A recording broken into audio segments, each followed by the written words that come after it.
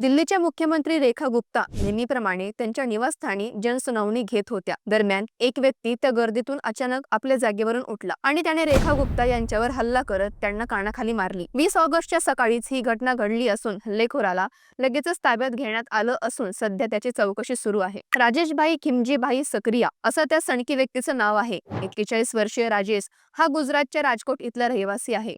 घडलं असं की नेहमीप्रमाणे मुख्यमंत्री रेखा गुप्ता आपल्या सिव्हिल लाईन्स येथील सरकारी निवासस्थानी लोकांच्या तक्रारी ऐकत होत्या. यावेळी राजेश सक्रिया त्यांच्याकडे काही कागदपत्रे घेऊन आला. प्रत्यक्षदर्शीच्या म्हणण्यानुसार त्याने मुख्यमंत्र्यांना अचानक थप्पड मारली आणि त्यांच्यासोबत झटापट करण्याचा प्रयत्न केला. काही मीडिया रिपोर्ट्सनुसार त्याने त्यांचा हात पकडून ओढण्याचा प्रयत्न केला, ज्यामुळे त्यांचं डोकं टेबलावर आदळलं. या हल्ल्यात रेखा गुप्ता यांना किरकोळ दुखापत झाल्याचं सांगितलं जात आहे, त्यामुळे त्या धक्क्यातच आहेत. प्राथमिक माहितीनुसार राजेश सक्रिया त्याच्या नातेवाईकाशी संबंधित एका प्रकरणासाठी मदतीची मागणी करण्यासाठी आला होता. त्याचा एक नातेवाईक तुरुंगात आहे आणि त्याची सुटका व्हावी यासाठी त्याने अर्ज केला होता. राग आणि निराशेतूनच त्याने हा हल्ला केल्याचा पोलिसांचा प्राथमिक अंदाज आहे.